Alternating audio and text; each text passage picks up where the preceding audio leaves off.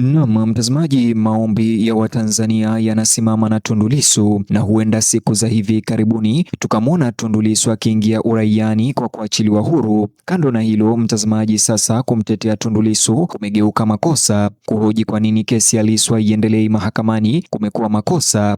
Kushinikiza Tundu Lissu achiliwe huru ni kuingilia uhuru wa mahakama. CCM wamezungumza sasa kwa niaba ya Samia na chama kizima. Wametoa amri kwa viongozi wa upinzani Chadema kuacha maongezi ya kutaka Tundu Lissu achiliwe huru mahakamani, na CCM sasa imetuma onyo kwa viongozi hawa wa Chadema wanaohusishwa na mazungumzo haya kuhusu Lissu mara kwa mara. Kabla tuangalie onyo hilo la CCM kuhusu kuachiliwa Tundu Lissu mahakamani au gerezani, kama kawaida yetu, bonyeza alama ya like kisha bonyeza neno subscribe na alama ya kengele chini ya video hii. Vilevile niambie unanitazama au kunisikiliza ukiwa wapi. Kama upo nje ya nchi, niambie unanipata vizuri kwa taifa gani, na kama upo humu nchini Tanzania, niambie unanisikiliza na kunipata ukiwa mkoa au maeneo gani. Jinsi sasa kumtetea Tundu Lissu kumegeuka ghafla na kuwa kile kinachoelezwa kuingilia kwa mchakato wa mahakama, ndiyo swali linalotawala mjadala wa kisiasa leo, kwa sababu katika hali ya mvutano mkali, Chama cha Mapinduzi kikizungumza kupitia viongozi waandamizi sambamba na Samia Suluhu Hassan kimetoa onyo kali kwa viongozi wa upinzani, kikiwaambia kwa ufasaha kuacha shinikizo la umma kuhusu kesi ya Tundu Antipas Lissu mahakamani au hata kuhatarisha uvunjifu wa sheria na hata kuhatarisha kesi ya Tundu Lissu. Kile ambacho kilikuwa ni utetezi wa kisiasa wa kawaida kutoka Chadema, huitwa kuachiliwa Tundu Lissu huru kutoka gerezani, madai ya kusikilizwa kwa haraka kwa kesi hiyo mahakamani na ukosoaji wa ucheleweshaji wa mahakama kwa kesi ya Lissu, sasa CCM imebadilisha na kuwa tishio la moja kwa moja kwa uhuru wa mahakama, jambo ambalo linabadilisha uwanja mzima wa vita vya mapambano haya ya kisiasa mara moja,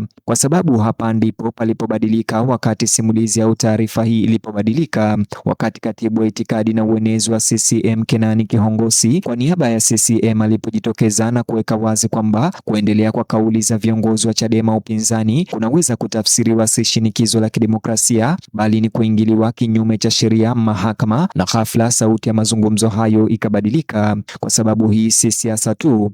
Hii sasa imekuwa ni kuhusu uhalali wa viongozi wa upinzani kuhoji kama viongozi wa upinzani wanaweza kuvuka taratibu za mahakama bila ya kuwa na mkomo wa hotuba, na hapo ndipo mvutano unaongezeka kwa kasi.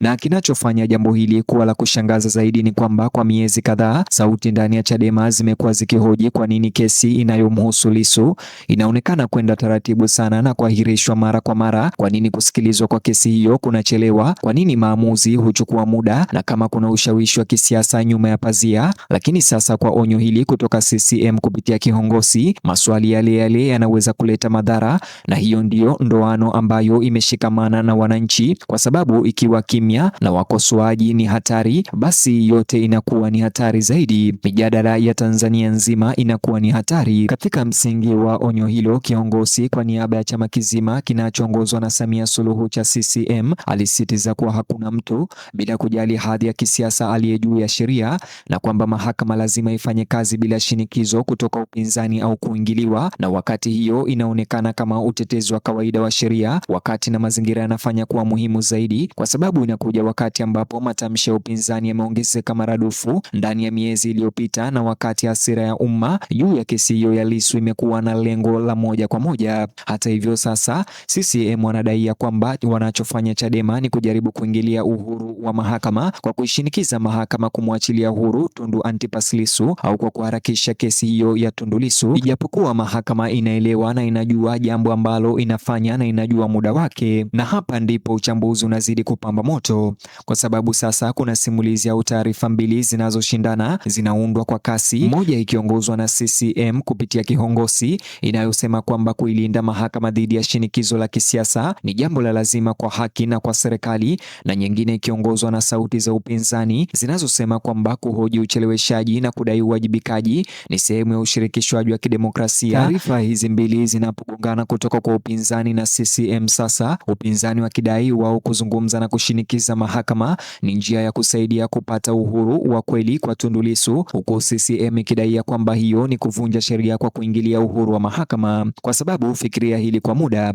ikiwa viongozi wa upinzani wataacha kuzungumza juu ya kesi hii ya Tundu Lissu kabisa, je, Je, hiyo inalinda mahakama au inapunguza uwazi?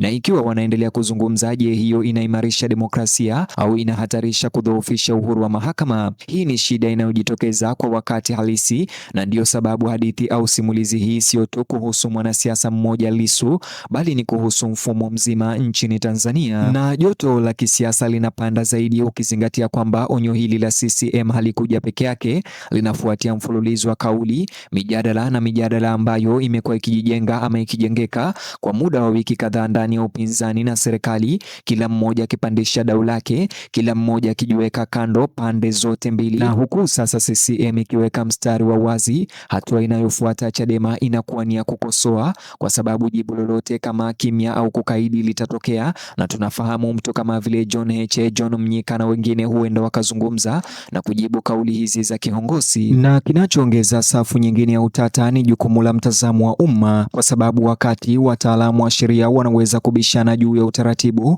raia wa kawaida wanaangalia matokeo, wanauliza maswali rahisi. Kwa nini kesi ya Tundu Lissu inachukua muda mrefu hivi?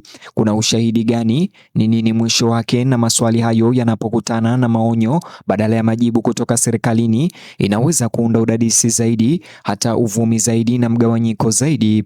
Wakati huo msimamo wa CCM uko wazi.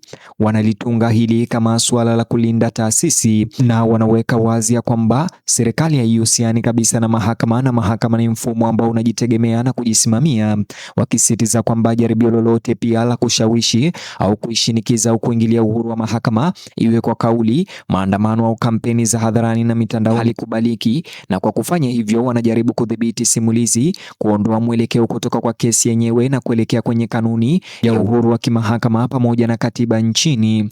Lakini kwa upande mwingine kuna wasiwasi kwamba maonyo hayo ya CCM leo yanaweza kutafsiriwa kuwa yanapunguza kujieleza kisiasa, hasa pale suala hilo linapomhusisha kiongozi mashuhuri wa upinzani kama Tundu Lissu. Na hapa ndipo mjadala unakuwa nyeti zaidi, kwa sababu unagusa haki, uhuru na mizani ya madaraka ndani ya mfumo wa kidemokrasia wa Tanzania. Na kwa hivyo hali sasa iko katika njia panda mbaya sana, kwa sababu viongozi wa Chadema lazima waamue jinsi ya kujibu na watajibu. Je, watapunguza sauti zao na kuepusha makabiliano zaidi na CCM na mahakama, au watafanya maradufu na kuendelea kuzungumza kuhusu kuachiliwa Lissu na kuisukuma mahakama, au watazidi kama wanavyodai CCM kuhatarisha matokeo yanayoweza kutokea kwa njia yoyote watakayochagua mahakamani. Itakuwa na athari kubwa, sio kwao tu, bali kwa mazingira mapana ya kisiasa, kwa sababu tunachoshuhudia sio tu mzozo wa kesi moja ya Tundu Lissu, ni kipimo cha mipaka, kipimo cha jinsi wahusika wa kisiasa wanaweza kufikia maoni yao juu ya masuala ya kisheria. Kumalizia taarifa hizi, mtazamaji, swali kuu linabaki: je, Tundu Lissu ataachiliwa huru hivi karibuni? Na je, Chadema watajibu nini baada ya CCM kudai ya kwamba wanashinikiza na kuingilia uhuru wa mahakama? Na kuachia uwanja huu wa maoni, vile mtazamaji, wewe pia unijuza mtazamo au maoni yako kuhusiana na jibu hili la CCM kuhusiana na kesi ya Tundu Lissu na Chadema. Vile mtazamaji, like video hii, subscribe, alafu gusa box hicho kwenye screen yako kwa taarifa zaidi.